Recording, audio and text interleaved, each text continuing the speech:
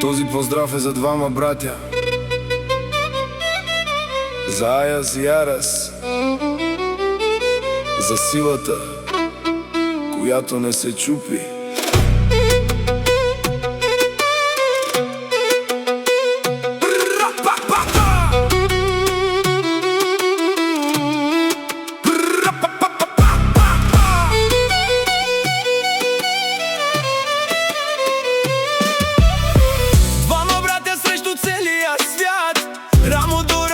Никога назад. Пътят е труден, но те вървят. В очите им огън, в сърцата им глад.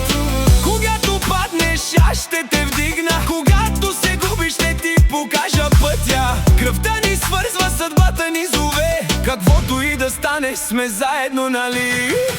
Аяз, Арас, двама като един. Силата в нас е нашия щит. През бури, през огън, през всяка тъга. Брат до брат, до края на света.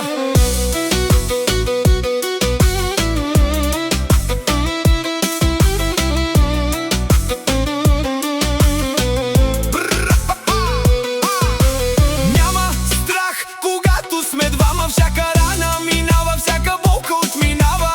Светът може да се обърне срещу нас, но няма сила да ни раздели в този час. Ти си моята вяра, моята сила. Дори в мрака светлина си ми бил. Не сме сами, никога не сме били. Двама братя, една съдба, едни мечти. Аяз, Арас, двама като един. Силата в нас е нашия щит. През бури, през огън, през всяка тъга. Брат до брат, до края на света.